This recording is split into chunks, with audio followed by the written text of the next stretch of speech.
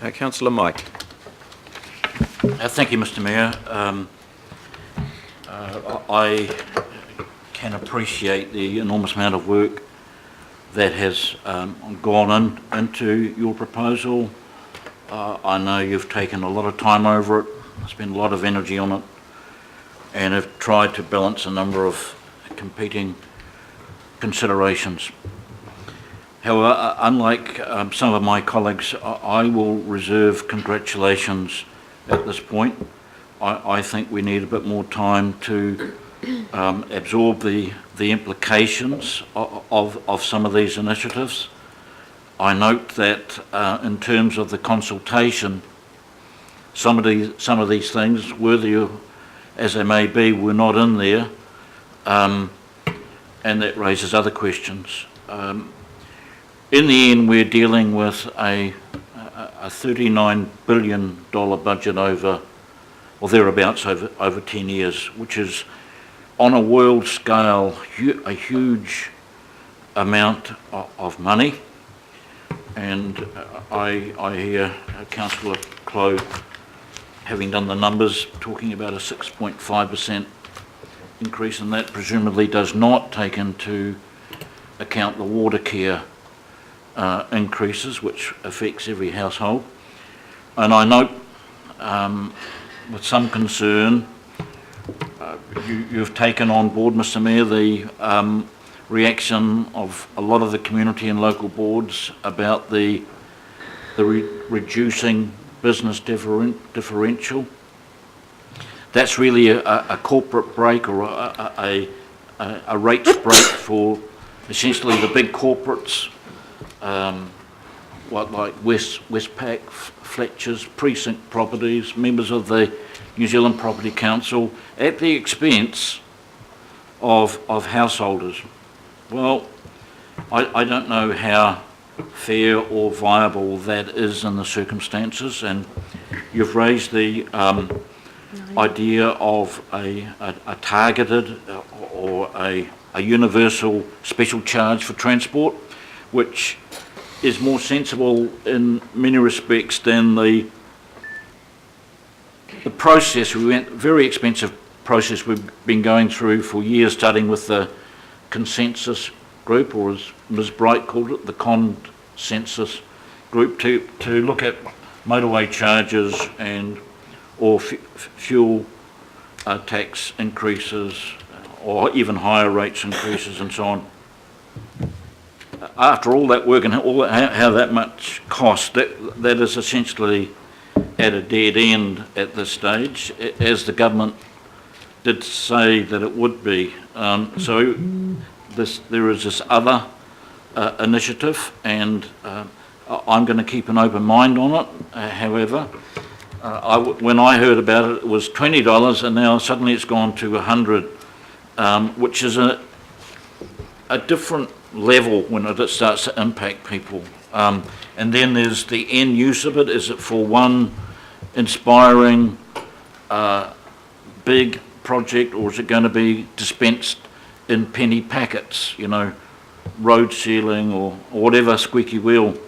And then that starts to look like just rates increase by another name. So I think we need to look at that. You know my, with all due respect, my feelings about the Gulf Islands death tax, and the other petty reductions in services, which only serve to discourage the public, or turn the public off, and yet, yes, we do have cost problems that need to be tackled, and I don't see much of a sign of it. In terms of transport, it's not just a case of pouring more and more money in, because if it was the case of pouring more and more money in, Auckland would have the best commuter rail service in the country, in Australasia, in the world,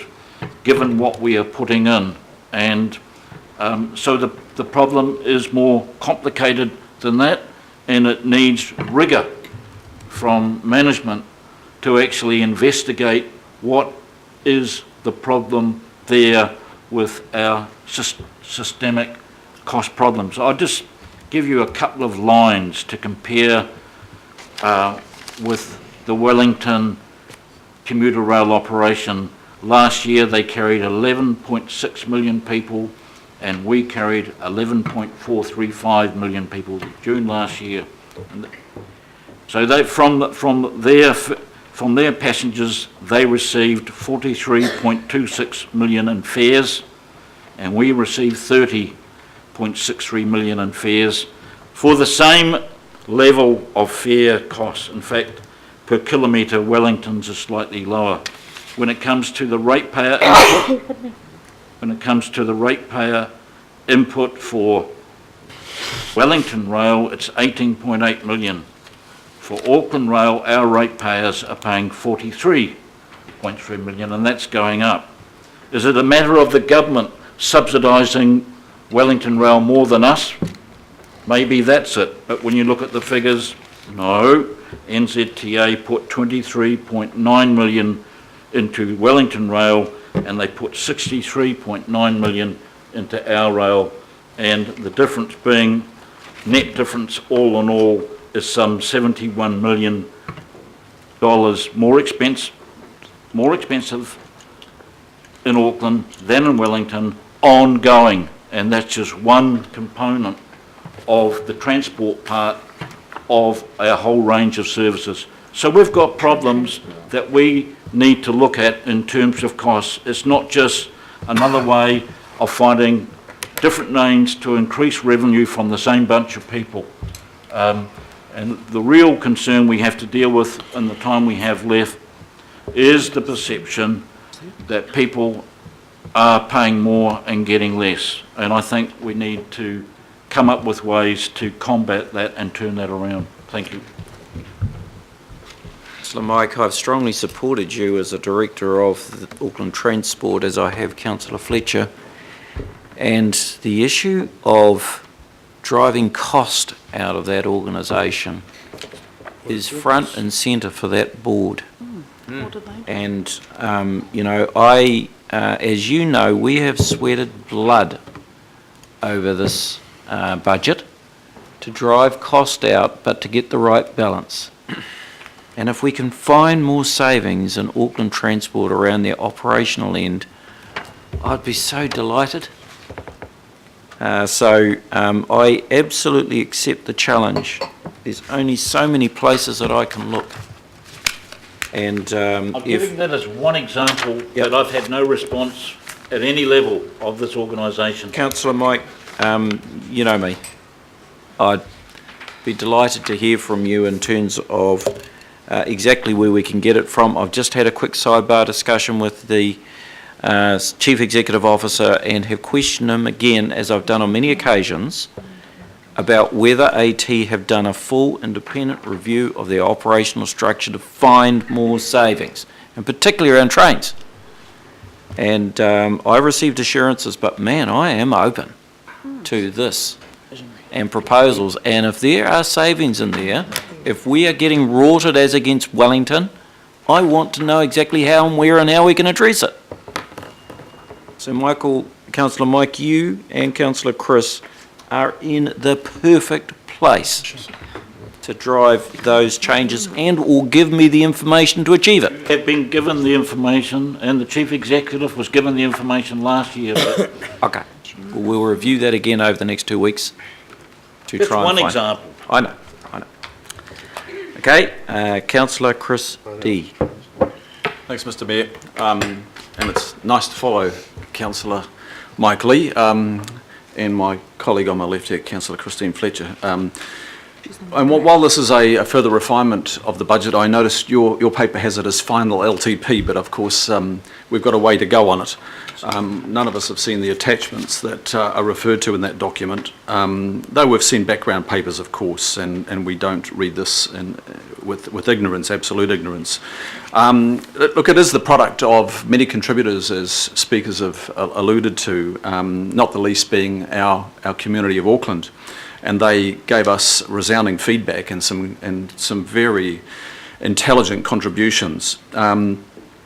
And it has my general support at this stage as it's coming from you and your office, Mr Mayor, but not in its entirety, and I have to preface that. I guess for me, a 10-year budget, it's one of the most important things we will do around this table in our 3-year tenure. And the 10-year budget is all about preparing us not just for 10 years, it prepares us for well beyond 10 years. And so we should all be visioning well beyond just a 10-year budget cycle. It is a lot more than that. The truth, though, is that we're doing a major catch-up in Auckland. So a lot of this is re-visioning budget. Due to the failure of successive administrations before us to deal with the issues that really were heading Auckland's way or staring Auckland right in the face at that point. And so we are grappling with a bit of rear view mirror work here and trying to look out. But overall, this is still a short range outlook budget. And I'll come to one area which I think it fails dismally in. And I'm going to be speaking generally here because we don't have the specifics in front of us. Mr Mayor, you spoke about Aucklanders telling us that transport was the big item. They didn't actually say that. They actually said public transport was the big item and cycling was the big item. In fact, the public, the people of Auckland, have spoken very, very powerfully to us this time around, and they are really getting it, and they are leading us where Auckland has not been led before, and they are saying the deficit in transport is this. It's public transport and it is cycling. And all the feedback reinforces that. It's not acres of asphalt anymore. So while we're seeing some increased capex here, that is good. I would like to understand, as Councillor Lee is speaking of, the mortgage that comes with that, and that's the increased OPEX. I've been 18 months at this table and I've delighted being here. It's exactly 18 months. I'm halfway through my tenure. We're all halfway through our tenure. I guess I came to this table with a couple of big ones in my pocket, and that was to work with councillors, particularly Councillors Fletcher and Lee, and to help awaken this council to the huge task it has in bringing public transport to the top of the list. And I think this budget is doing that. It is definitely doing that, along with cycling. The other thing I know that was in my top pocket was to begin a new conversation about how we revenue a city like Auckland, which is changing dramatically very fast, and we cannot any longer rely upon the property rating tool as we have done in the past, and I note now it's down to about 43% of total revenue. In 2005, I sat around a table at the Regional Land Transport Strategy with, I think, at least Councillor Lee, and that was a point where we started to turn the corner. It's exactly 10 years ago. Just started to turn the corner, and I tell you what, it was a very difficult turning manoeuvre. 10 years later, I can say, despite my cautions, that this is a big turn on public transport, and it is a big turn on cycling, subject to looking at the numbers. This is way overdue. Auckland cannot continue to be a car-dependent city where movement is assumed to be across town by private transport with an occupancy rate of 1.1. That will fail us on many, many counts. So I'm delighted to see the move in that area. And the big advances are showing up. We're finally starting to catch the wave of our competitor cities. It's been a long time coming. If we want to be up there with the Pacific Rim cities that we compete with on the so-called global stage, we have to be abreast of them and ahead of them. And we have been lagging in the public transport area. I'd also like to acknowledge the big lift in the cycling spend, subject to me seeing the numbers, and I'd also like to acknowledge the government for their Urban Cycleway Fund again, because I think they have helped draw us up. Absolutely. Without doubt. But those competitor cities that I mentioned are also applying intelligence in an area, and they are taking action in an area where we are not taking action in this budget. And I want to draw our attention to where we are failing in this budget, and that's an area, the environmental management area. It's talking about our blue space, our green space, protecting those spaces. It's about addressing sea level rise. We know it's coming, and it's coming very, very quickly. 3,000 kilometres of coastline or more I think we've got, and we're going to have coastal inundation, serious erosion, and there's a smidgen minus in this budget to address that sort of issue. Species loss, habitat loss overall, freshwater quality, pest plant animal control, pest animal control, stormwater quality, air quality generally, CO2 emissions, the list goes on. You know, the quality of human life is totally reliant upon a whole of ecosystem approach, and that I'm not seeing in this budget. We haven't woken up in environmental management. We've actually gone backwards in this budget. So refocusing on public transport and cycling, alleviating the reliance on private car travel, great. Slap on the back for that. But while we're rolling out 2 kilometres of bus lanes, we are piping 10 kilometres of natural stream systems in Auckland. That's about the ratio. Every year, last year, next year, and for the next many, many years, we'll be piping 10 kilometres of natural stream systems. That just gives you a little sample. So we've awakened on PT and cycling in this budget, and I applaud you for your support in that area. But we have not awakened on the life-supporting systems that allow us to be here. And I can't help but remind myself of something I read in the British medical magazine, The Lancet. Climate change is the biggest health issue facing the globe. It's not Ebola, it's not influenza or anything else. It's climate change and everything that comes with that package. And we are not prepared in this budget to weather that storm that's coming to us. And I would hope that we can continue to explore that deficit in the very few weeks that we've got left and try and get a bit more balance in this budget. Thank you, Mr. Mayor. Thank you very much,